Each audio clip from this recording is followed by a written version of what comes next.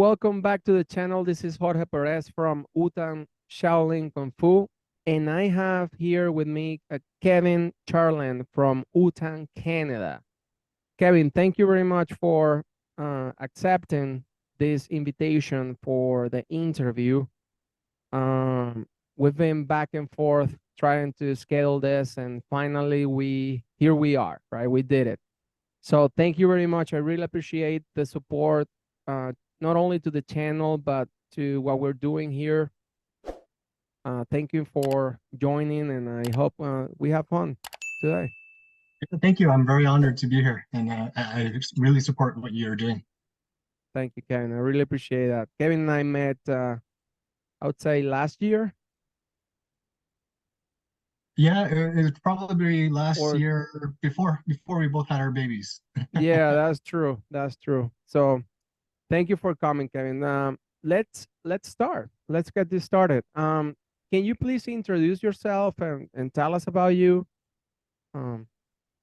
Sure. So my name is Kevin Charland. I'm Chinese name is Liang Kairong. I was born in Canada. I spent the first half of my life in Montreal and Toronto. And then I came up to Ottawa for university and spent the next half of my life here so far. Ottawa is the capital of Canada. So I studied computer engineering in Ottawa, and I'm a senior data architect. And that's where I joined Wutancanada, where I met Master Hum. Interesting. So you have an engineering degree, and you are working in your profession right now, right? As an engineer? Correct, yes. An architect? Awesome. Interesting. And you are located right now in Ottawa, right? It's Ottawa, yes. Ottawa. Yeah. Awesome. And Kevin, when did you start practicing Kung Fu? It's funny, actually. So I've always had interest in Kung Fu, but when I was really young, I had a lot of nosebleeds, and my mother was really hesitant in having me do any physical sports. So I actually wasn't allowed to for a long time. It wasn't until high school. So I still did a lot of martial arts with people that I knew and whatever, but nothing formal. So it was in high school that I started flying the flying crane system of Fujian style white crane, Fujian Baihechuan, with Augustine Wu in Mississauga, Wujiawen. And then after that, I studied that for several years, probably around seven to 10 years, and then I moved up to Ottawa for university, and that's where I met my current shifu is John Hum, Tang Weisu. And with Master Hum, I focus on northern mantis, Baji Quan, Piguazan, Taiji Quan, Sanda, and a whole bunch of weapons. And what's interesting with my shifu is that he keeps close contacts with all of his brothers and a whole bunch of martial artists, but a lot of his brothers he's really close with. And so one of the brothers that he's really close with that I got the opportunity to study with for a long time is Viet Sifu, Jason Zhou. Okay. So I visit him every year, or I used to before the pandemic. I used to visit him every year in Los Angeles to study mainly Bagua, but it gave me a lot of opportunity to study a lot of other stuff from Master Zhou, Shui Zhao, Tai Chi, Xing Yi, and then of course all the wutan materials. So mantis, tanglangquan, Baji, Pigua, and a whole bunch of other weapons as well. And along with that, I also had the chance to study with one other teacher. His name is he's in Ottawa, and his name is Daniel Tang Long, and he's a Song style Shen Yi Chuan. So. Oh, okay. So Shen Yi, you started with his master in Canada as well, right? So I got my introduction to Shen Yi from my shifu and from Master Zhou, but then I also studied Shen Yi from another shifu, and so it's different lineage, Beijing style, Beijing from Beijing, and it's a Song Shi. So it's a lot of the Shen Yi that you see nowadays is more Hebei style, so it tends to be bigger. It's Song style, Shanxi style, so it's a different flavor. So it's a good contrast to what I've seen. Oh, interesting. So you basically started your martial arts career when you were in high school, Yes. Yeah. basically, and then when you started your college or university, you met your shifu right now, right? So I made up for not being able to do it as a kid. So because my mom stopped me from doing it as a kid. So when I was finally allowed to, I got my part-time job, made my money, paid my tuition, and I went every day. So practicing every day for multiple hours a day, coming home, uh, Awesome. going to school, and then going home, practicing, and then doing my homework till 2 o'clock in the morning, going to sleep, school, kung fu, I feel like wash, I've been rinse, there. repeat. Awesome. Love it.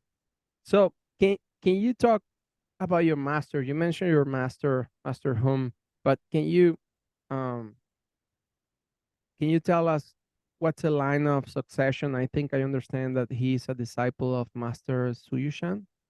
Yeah, that's correct. So I'm the closing door disciple of Master Hum, John Hum.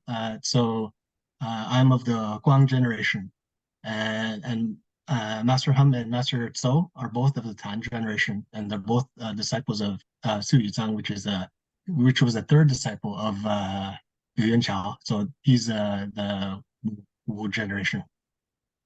Correct.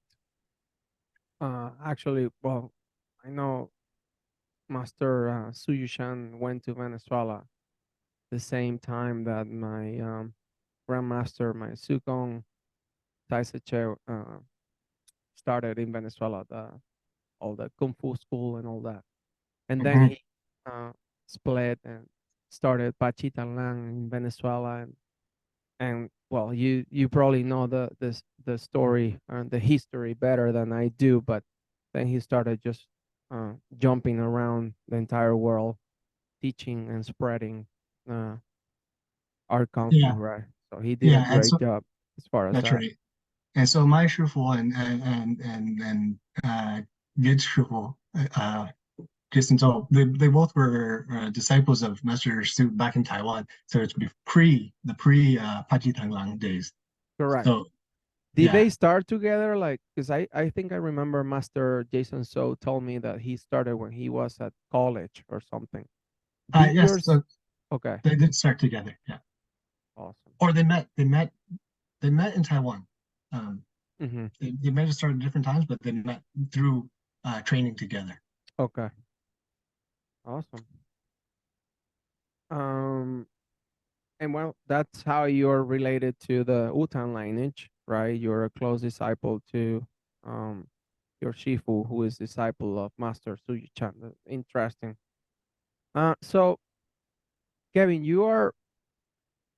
I know we've been back and forth, trying to scale the meeting, but you are representing Wutan Canada and all the different students, um, and this, let's say, this organization there in Ottawa, right? So, can you talk about Wutan Canada and when was established, and the history behind it, right? So everybody can understand Yeah, a my little bit pleasure. more. Sure. So Wutan Canada was started by my Shufu, and this was in the 80s when he returned to Canada from Taiwan. My Shufu, his grandfather was a skilled practitioner of Southern art, Hungar, right? Yeah, So you guys I know that. I'm And familiar. Yeah. so, yeah, I think this was his influence and what sparked his interest in martial arts to begin with. So he came to Canada at a young age from China, and then in Canada he already obtained his black belts in Shotokan Karate and Taekwondo before he went to Taiwan. So he went to Taiwan to continue his post-secondary studies. So he did his post-secondary uh, undergraduate here, and then he went over to Taiwan to continue that. And he ended up staying for over a decade, or nearly a decade or so. Um, and he's like most of us. Anybody who's listening to this channel right now, or you and me, um, we're all martial art fanatics, right? So Yeah. everywhere we go, we're always seeking out new practitioners of any style, whatever. So my Yeah. Shufu was the same way. And when he went to Taiwan, he went out and he looked for all these practitioners. And through the foreign students there at the time, he met so many excellent practitioners in Taiwan, but he chose to train under Grandmaster Su. Okay. And he stayed there and he trained with Master Su and he picked up the mantis, well, the Wutan curriculum there. And Master Su is known for mantis, so that's the one that we really emphasize. Um, he returned back to Canada, and So when he came that's back to what Canada, really got his attention, basically. Praying Mantis from Grandmaster Suyu Chan, right? He yeah, and was so when probably impressed about it, that's right.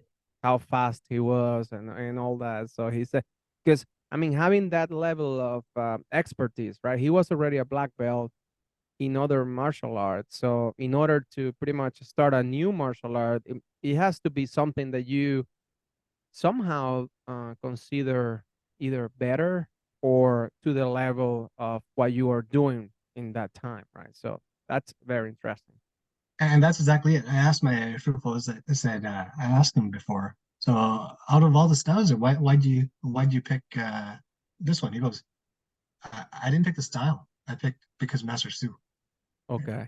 So And so definitely it was Master Su that mhm, made the difference back then, yeah, right? yeah. So so when he came back to Canada, he started teaching a few teenagers out of a church basement in Montreal. Okay. And and actually, out of the teenagers that he taught, two of them were still active disciples today. Uh, Wow. yeah. Okay. Are they Uh, teaching right now in Wutan, Canada?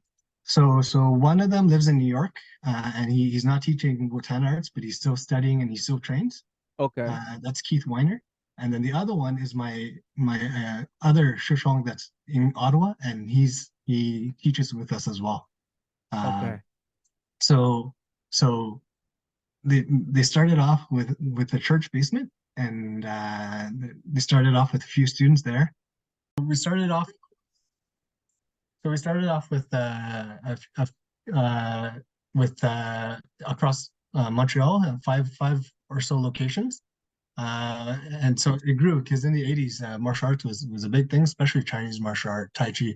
So in Montreal, they were able to spread across Montreal into five different locations, teaching different classes, adults and children, different subjects. Some were Tai Chi, some were Kung Fu classes, some were for adults, for children.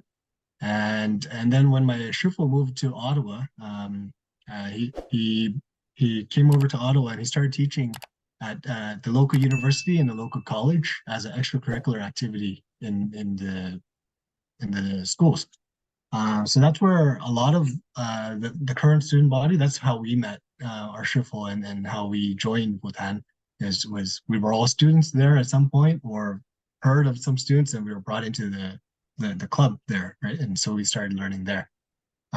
Nowadays, my Shufu still plays a big role in the class, but most of his Where is he living right now, Kevin? he's in Ottawa, so we're all in Ottawa. So the way that it works now is my Shufu still plays a big role. He still runs the class. It's still his class, but he delegates all his uh,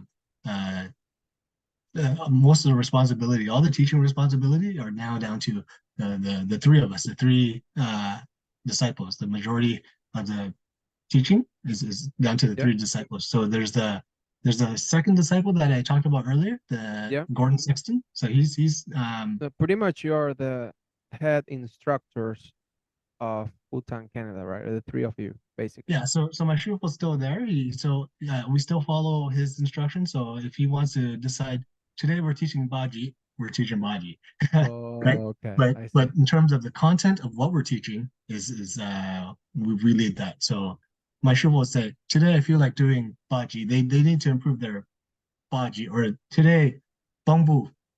So then we will wrap our training lesson around Okay, that. but he's physically in the class as well Yes, yes, while you yes. guys are teaching. Oh, okay. That's Okay. right. Yeah. So there's three of us. There's Gordon Sexton, which is the second disciple, and then there's Chris Engie, which is uh, which is the one right before me, and then there's me. I'm the last one.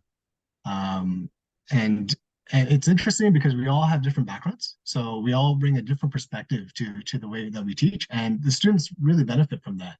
When you say different backgrounds, do you refer to um, martial arts or? Yeah, yeah. Well, even everything in life, right? So, even from degree, education background, family, everything, right? So, for example, but in terms of specifically martial arts, Gordon, he studied exclusively with my Shufu. He only studied with my Shufu exclusively, right? And um, he's a big academic, so he breaks things down. He very pedagogically. So the way that Oh, he okay. teaches is very good for, and it builds a strong Methodolic, foundation. methodic, right? It builds such a strong foundation for the students, right? And then my other Shishong, Chris, his background originally was from Okinawa karate, right? And Oh, so okay. he brings that he brings a different perspective from how to apply. He's a lot more rooted sometimes, and that kind of different emphasis. But he's also in law enforcement, Oh, okay. and he had a military back. Both of them actually had a military background too. So they both bring those kind of backgrounds, right? And so Chris also likes to apply all the traditional martial art techniques in a modern context. So how would you use this uh, to lock someone up and stuff like that in a very modern application, and including in sanda too. So Yeah. we see the sanda techniques is not just punch, kick, hook, whatever, right? He'll translate it back to some of our traditional techniques, and so we see that crossover.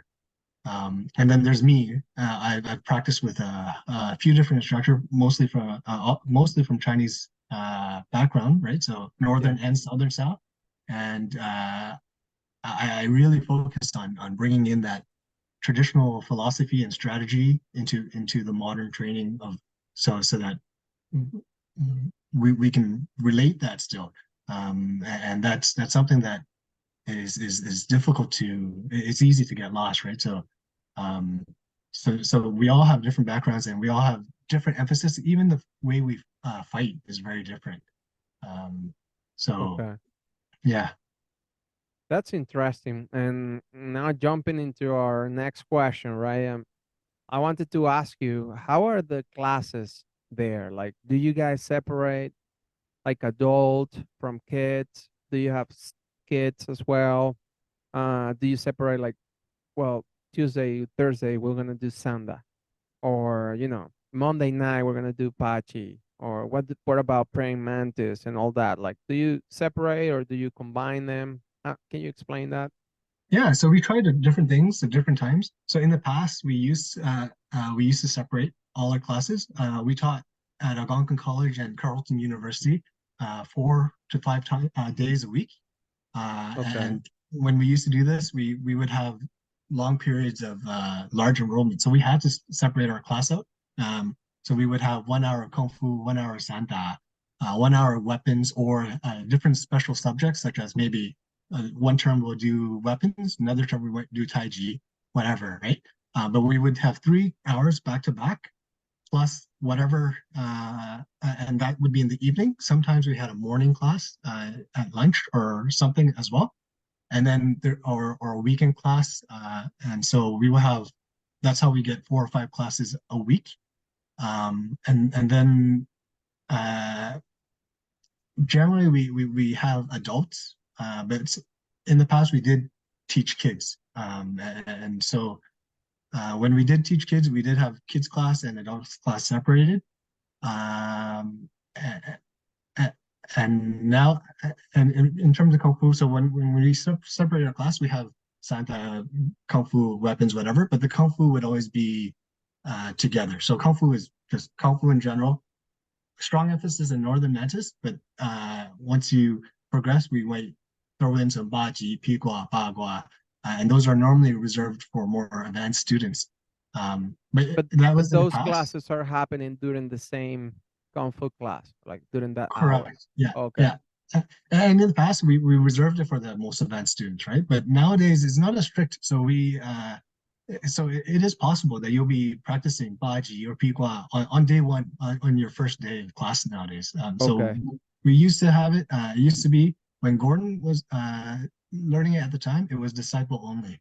But by the time when Okay. I was learning it, it was not. It was anybody can learn it. It's Um, interesting how everybody pretty much used to do the same thing, like Baji, Bagua, and Bagua, just for disciples, right? mhm. Same thing happened in Venezuela, and I know it happened here in US as well, in some parts, but nowadays, like everybody's like opening a little bit more to new students, and you don't have to become a disciple in order to start Baji, Bagua, and it's interesting to all, like when I do these interviews, right? From a You guys are in Canada, you are from Wutan, Canada. So how do you guys do it there? So pretty much, conserve that way of doing things, right, from the past. But now everybody is trying to open up and hey, you don't have to be a disciple and spend 10 years, 7 years or whatever, right? Before you become a disciple and then you can start practicing Pachi and all that. So From from what I understand, it's after Grandmaster Liu died, they noticed that if they stick to these old traditions, the art dies too, right? So that's when everybody started relaxing a bit and started teaching it. And you know what? Things keeps on changing too. So that's how we used to teach in the past too. But and we used to have all our classes separated. But nowadays we've changed because we had to move with the times. Um, so in the past few years, we actually we're not in the college or university anymore because they changed their model. They don't want those kinds of extracurricular activities. They want drop-in style classes, and that doesn't work too well for martial arts. You can't. It's really hard to progress when you have a drop-in style class. oh So yeah, you have to we be moved. continue. Mhm. So we moved out and we rented a community center and now we train twice a week at a community center. Oh, okay. Uh, yeah, and we separate our uh, and now we tried. So in the past, we separated our class, and you know it's really funny when you separate your class, you get a different kind of demographic for each Yeah. class. You have you have the ones that are really into sparring. They're joining the sanda class, Yeah. and then you have some other people. Some of them. Uh, some of them watch too many movies and they don't want to do martial arts, but they want to learn weapons and they Yeah. have a bad foundation. They do that, and then you have other people who are really into it and they're so gung ho and they'll do just a kung fu, and then you have people that want to do everything, right? Yeah. And sometimes that doesn't really build for a really conducive, balanced development, right? So since the pandemic, we tried. Our numbers are smaller, and we're out in the community center now. So what we've been trying is a mixed format. So in our class, we have 2 hours that we rent the place for. We'll spend part of the class doing sanda, and then part of the class doing a traditional part. So it might be forms, it might be application, it might be two-man drills or whatever. Yeah. And then we have another part of the class doing something else like weapons or something. And then we reserve a part of the class at the end of class for free practice. If you want to do sparring or you want to do something else, that's the time to do it Okay. at that point. And so the goal is to build a more balanced opportunity for the students to improve. Yeah. And so we're always willing to change, and we'll see how things go. And if that doesn't work, then we'll switch it up again and we'll give it some time, and we'll take a look at it. And what's neat is the way that we teach, though, because I mentioned that we have my shufu there, and then we have three others, the three of us disciples mainly teaching, and we all teach in a very different way. From my shufu to the three of us, we all teach in a very different way. But the thing is, we can all offer um, lessons in the same subject. Yeah. So if we decide today is a short job class, my shufu might do it one way, my eldest Shushong will do it another way, and then the other one will do it another way, and it could be the same topic. It could be just 写打, for example, and Yeah. we will be teaching that exact same subject, and we will have a different perspective that we will share with the students. And it's not to say that, oh, we're doing 说教 only Kevin can teach it, or only Chris can teach it. It's not the Yeah, case. so We're all of all you can do that, and it will and we have a offer something different. different perspective, a different flavor, a different. That's good. I mean, you can learn something different from each one of you. Yeah, So that's but also normally interesting. that's right. But normally within the one class, we will split off the teaching duties. So we'll have one instructor teach one part of the class. So I told you in the beginning, we did each class we did partition into sanda, and then a traditional part, and then another part, and then whatever. So we'll have one instructor lead that one, and then the other two or three will be Will help. will support, and then we'll switch roles. The next one we'll do lead, and then the other two will support. And so we Yeah. do that for the whole class.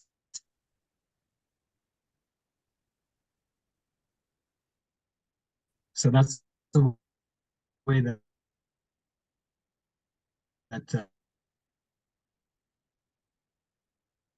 yeah,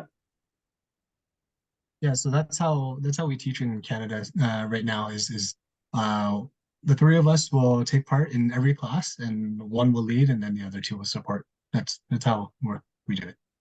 So what's can you talk a little bit about like a quick summary of the curriculum that you guys teach there? Yeah.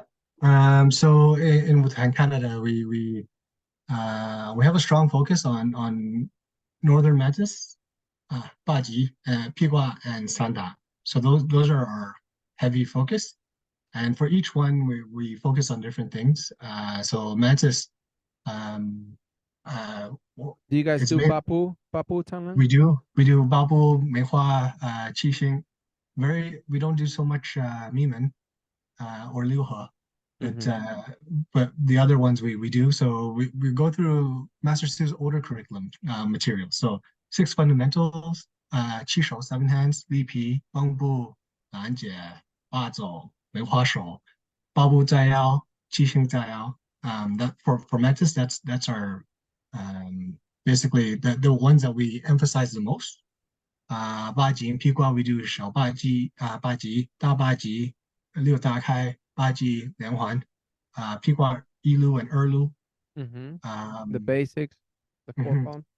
And then we do for weapons, the main weapons, miaodao, staff, sabers, swords, spears, different forms for those. A lot of the popular wutan ones like fengmo, gun, liuhe, chang, lamendao, uh, of course, the kungfu, right? Do you And guys do the dualians? no, we don't actually practice too many partner sets. Okay. Um, Yeah. well, but you know what? We actually do. It's not that we don't. So we do. So that's our core curriculum, and that's what we normally teach. But there's always interest topics. So I've been there for so long, I've seen beyond that material.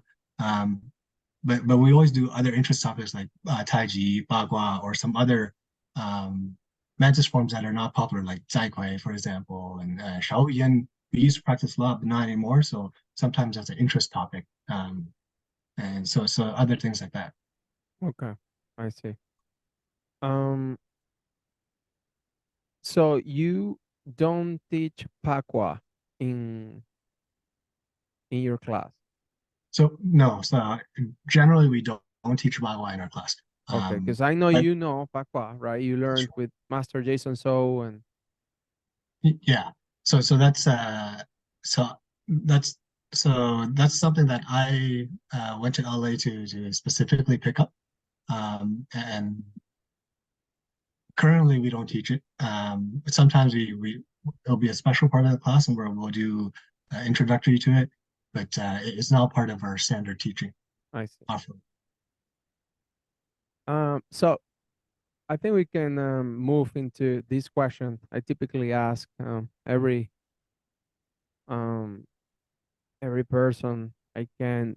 What do you think about our traditional styles from Wutan, right? Pachi, Bikwa, Bakwa. Um, do you think these styles will be lost at some point, or become extinct in the future? Completely lost, no. But that the number of high level practitioners are diminishing. They're getting smaller and smaller, right? And as a whole, traditional martial art is suffering as a whole. Many people are choosing BJJ, Muay Thai, MMA. So like any traditional martial art is suffering, karate, taekwondo, judo. But I would say this is because traditional martial art normally takes longer to develop. It actually takes like a lifetime, right? So Yeah. throughout your lifetime, you're still developing. You never peak, and that's the thing. So many people are not willing to commit that time or resource to go down that journey. And a lot of the sport martial arts, you see a bang for your buck right away, and I feel that's the reason why it's hard for people to give that commitment. Um, so it's very few that it's very seldom that we see people committing to traditional martial art nowadays. But uh, it doesn't help that many of us don't practice at a professional level, right? So a lot of it is not it's not our full-time job. It's something that we dedicate a few hours a week to fuel our passion, right? So Yeah. really we're only hobbyists. We're not professionals, right? It's Yeah. just a hobby. Um, but I At think some point, it becomes part of your life, right? definitely for sure. And I think the way that we have to promote it is that we have to keep an open mind. We have to continue to network and share and exchange with other people that are like-minded, other martial artists that are like-minded, so that we can continue to grow. And I've been very grateful that I've met and exchanged ideas with many open-minded practitioners from different lineages. A lot from Wutan, like Kevin Wall from Alaska, Yeah. Louise Mendez from your cousin there in Massachusetts, Viet, yourself. Yeah. So and a whole bunch of others from Taiwan and around the world. So uh, I'm very grateful that there are people like that that are willing to share. And I think everybody has a different strength and viewpoints. And so when you exchange with an open mind, it lets you analyze from people's experience and gain that knowledge, regardless of their skill level. Even if a white belt coming in from karate learn, they might give you something that's so profound. While you're teaching them, you might pick up something that's so profound. So I think that we need to keep an open mind and we have to share. So we learn something and then we share with other people, and that's how we can have our skill level grow and we can pass it on. As a hobbyist, we don't have that much time, right? Our time is limited, and so is our resources. So the best we can do is to improve ourselves and promote our art and support those that are interested and just hope for the best. And then just like you guys, like we do have people within our lineage that are trying really hard to promote, and they're doing an excellent job on social media. So there's people like yourself, Vincent May, Lance Boudris, Viet, Yeah. Chen and so many other people, right? You're building so much awareness and access to our styles that will help keep it alive. Yeah, definitely. I think it that will help. Um,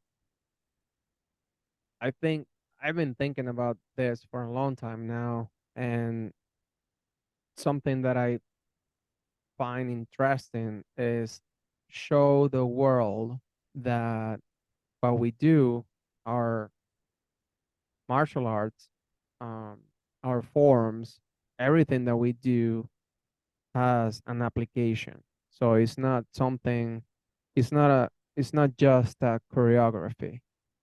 So each move essentially can be used to defend yourself, attack, and a lot of these moves are actually pretty dangerous. If you think about it, especially praying mantis. It's very aggressive. It's very like they go to the joints and break things and take your opponent down and knock him down and all this like.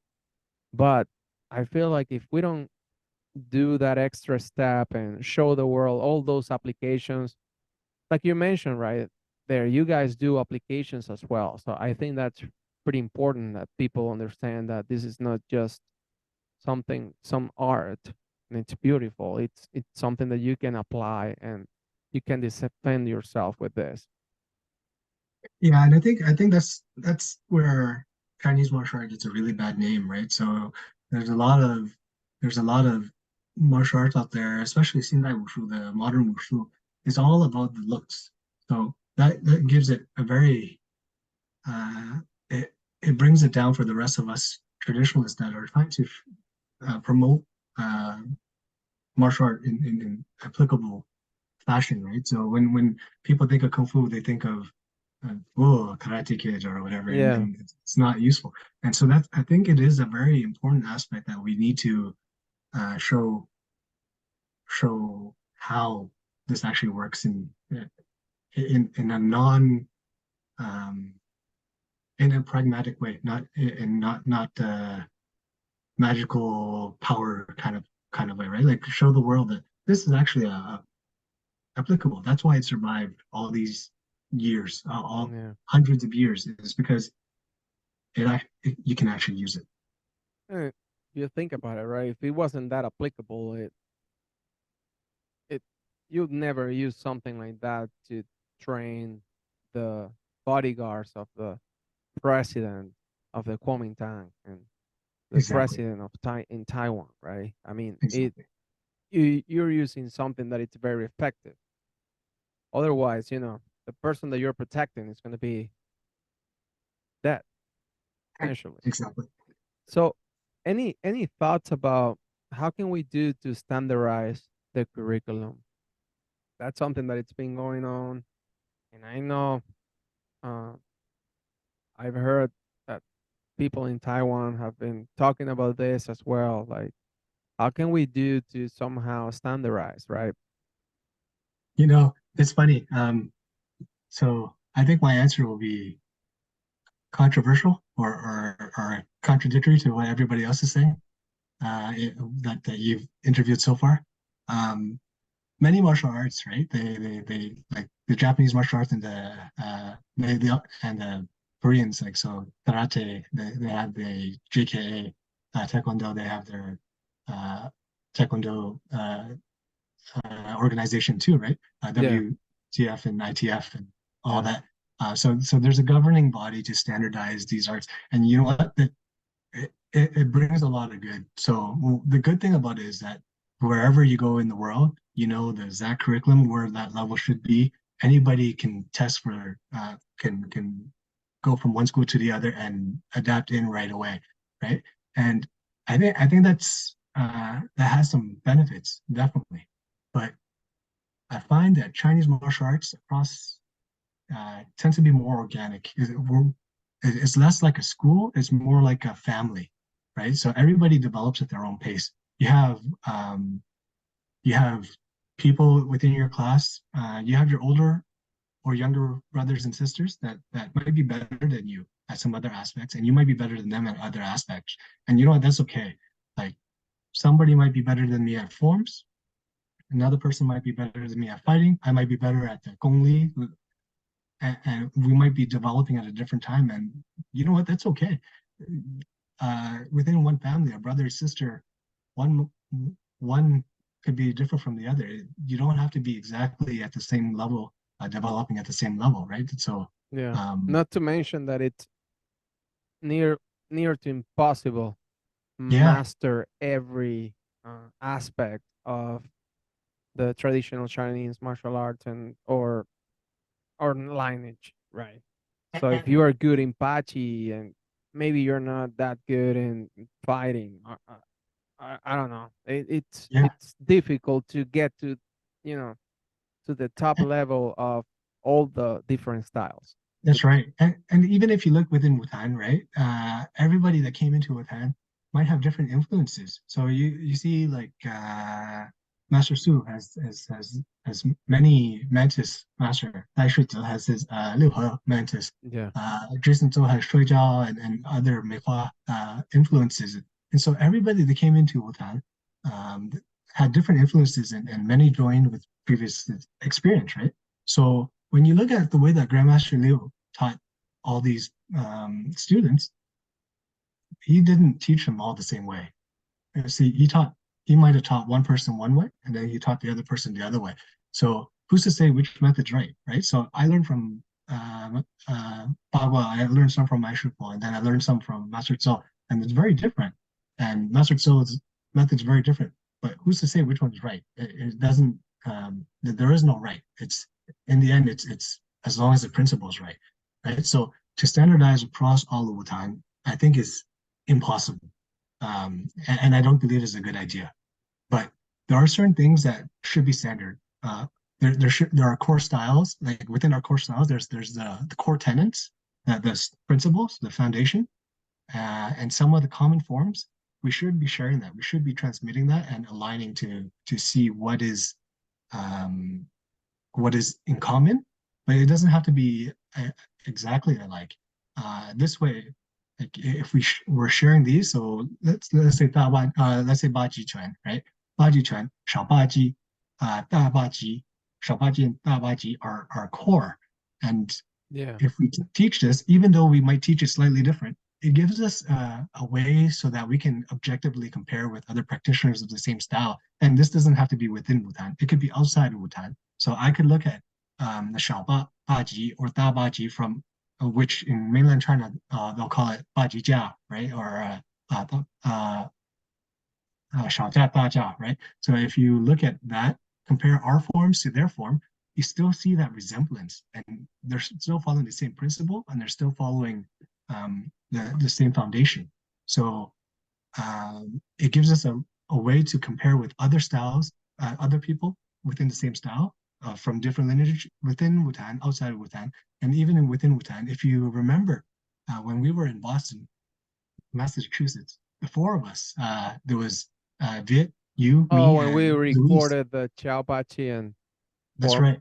We did it, and we did it from four different lineages, right? So we did it from four different lineages, and it's slightly different. But you know what? That's what makes it an art, and that's what makes it beautiful, right? So it shouldn't be so static picture photocopying of everybody else, but it shows your influence, who's influence in your understanding and your influence from all your previous lineage training. yeah. I don't want to compare our lineage with different martial arts, and I won't even say the name of this martial art. But there's a martial art in where, for example, they do all Xiaopachi, right? But they do it differently. But at the end of the day, it's the same Xiaopachi. So it's exactly what you're saying. Like everybody, like when we did that form, we had our differences, but at the end of the day, it was the same form. It's just a certain move, you do it differently, different in a different way than how I do it. But I mean, it's the same essence and it's the same form and that. And even still, if you don't like the other school style or the other practitioner style, it still gives you, as long as you pass on the same foundation and the same principles, so you understand the principle of the art and the strategy of the art, it gives you a method to compare. So I might be watching that style and I'd be like, oh, I see where they're coming from, and I really like that. And then I see another part of them. Why are they doing that? That doesn't Yeah, make sense to me, right? But yeah, at least it gives you a way to compare, yeah, right? definitely.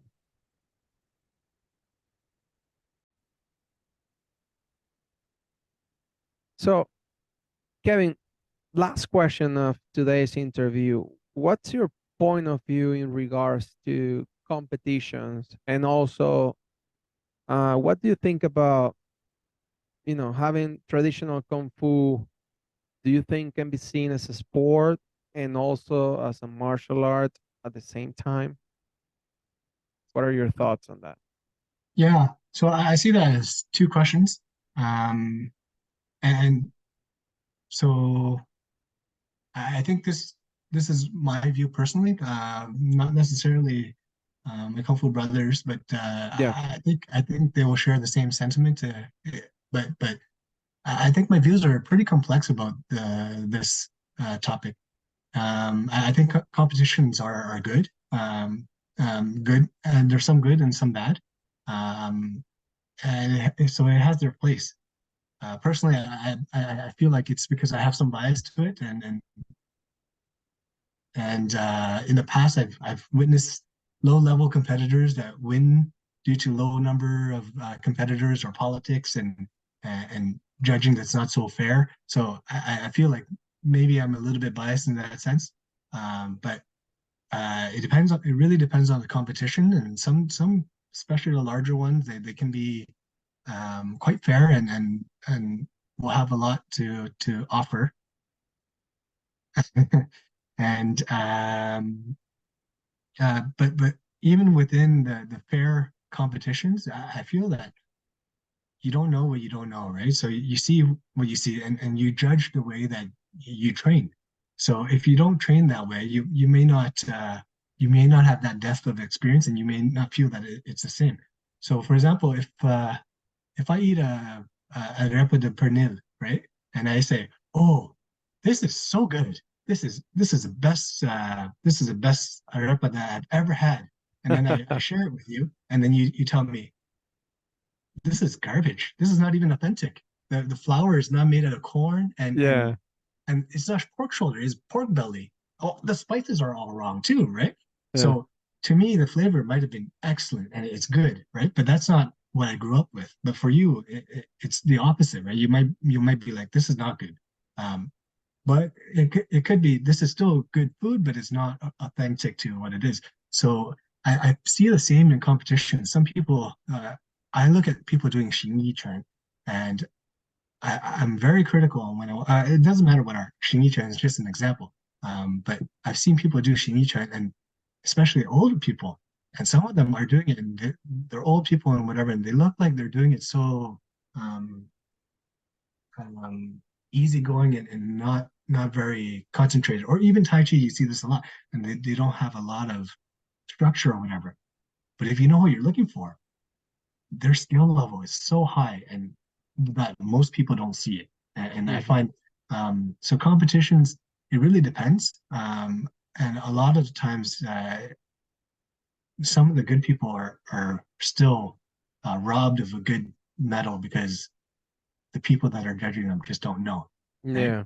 Yeah. Um, but I still see a lot of good things that come out of competitions. There's the bonding aspect of it, and then there's awareness and exposure to different martial arts, and it brings a lot of motivation for people to really train and challenge them and builds their confidence, right? So I Yeah. see there's a lot of good things that still come out of competition. It brings a so if something that brings a community together and motivates people and inspires people to improve themselves, like how could that be a bad thing, right? Yeah. It's not. So Yeah, I especially think depending upon the type of competition and the organizer of that competition as well. mhm. Yeah. So I think competition it can be a good thing. Is it required? No, I don't think it's a requirement for you to train. Personally, I don't because of my bad bias experiences, right? But I've gone beyond that point where I don't feel that it's an important part for me anymore. But I'm very open to anybody who wants to do it, and I support their decision to compete. But for me, martial art is specifically for me is personal to me, and I train to improve myself in different ways. Now, as long as you can find a way uh, to build that, to motivate you, to inspire you to improve, and to really test out your skill and build that friendship, then you don't need the competition. You can do it in other ways. You can do it in friendly meetups, workshops. What we do in Ottawa, we used to do this a lot, was we do sanda workshops. So we will bring different schools together, and it's not a competition. We just host a 1 day event of bringing people together to spar and exchange And do techniques. different techniques and kind of a workshop where Correct. we all share different techniques and we all learn from everybody, right? Yeah. And I think that's important. As you can't be so secular. You can't be within your own school thinking I am the best. So that's where competitions and bringing these networking really helps you to go out there and really see what you're learning. what others are doing as well, right? Yeah. And see ways where you can improve how you're teaching and something like that as well. Exactly. And you get a lot of good ideas from other schools too, right? Now, you asked me if traditional martial art can be a sport and a martial art at the same time. I think that depends on what you're trying to achieve, gain out of your martial art, right? So it depends on what your goal is. Everything can have a sport aspect to it. You can have the sport aspect to your kung fu and for example the sparring aspect or the form aspect, but that shouldn't be the only aspect of your martial art. If you want it to be a true traditional martial art, that's not the only aspect. Martial art, there's so many traditional martial art. There's so many different levels to grow. If you're only doing the sport aspect of it, you're you're limiting yourself. There's still a lot other things to do. Um, Initially, is martial art about combat? Yes, but you know what? You don't need to know martial art to fight. Anything can fight. You see animals on the street, uh, or in the wild. They don't learn martial art, but they can fight, right? So that is an innate skill. Now, what is martial arts then? Martial art is the refinement of these skills, right? So it's a refinement not of the skills alone, but also of yourself, right? You learn more about your body and other people and how to manipulate this energy, right? So that's the traditional aspect of it. When you train a warrior, a soldier, to fight, when they go out to battle, you don't teach them a martial art. You just teach them a few techniques and make them emphasize that. Like let's say back then with the spear, you don't teach them all these strike and run away and turn around and all that. You only teach them and then again, and you make them excellent at that. But what makes it a martial art is when you don't need that skill anymore and you refine it to bring it to the next level, right? So you start incorporating more aspects that um, that you don't need for, well, it helps with fighting, but like the internal aspect, the awareness of everything, all that is beyond the just fighting part of it. Yeah, the fighting aspect, right? It's not. Yeah, interesting. All right, well, Kevin, thank you very much for your time today. It's been a pleasure to discuss with you all these topics, all these questions. Let's see if I can actually. Yeah, I really appreciate your time again. Thank you for being part of this project, like I said, and for sharing all your points of view from a personal perspective and also like from a Wutan Canada perspective as well, right? Because I know your Shisions share a lot of your thoughts here tonight. Yeah, I'm very honored to be here and to represent my school and my triple and my school. Um, it's I'm really happy to be here, and I'd really like to see this grow. I want to thank my teachers and my peers in the past that helped me with this journey to get me here and instill into me the wudu, the martial ethics in my practice, right? Yeah. Chinese martial arts have been a big part of my life, and as well as yours and Yeah. anybody who's on this channel or is listening in. It's probably a very big part of their life. So, and we all have this great passion for the arts and a personal connection to it. So, I really hope uh, that we keep the art alive by improving ourselves, showing respect to our elders and others, uh, and and sharing and supporting everyone that has interest, so that it can be enjoyed by future generation. That's just my hope, and that's why I'm here today, and I hope to share the same sentiment with everybody else. Absolutely. Well, thank you. Thank you one more time, Kevin. Uh, I'm gonna add in the description the email or contact from Wutan Canada and the address where you guys teach and all that. So people from Canada and from your area that, watches this video can contact you and start their journey as well. Okay. So we're gonna do that. So thank you very much for watching. And I'll see you guys in the next one. Take care.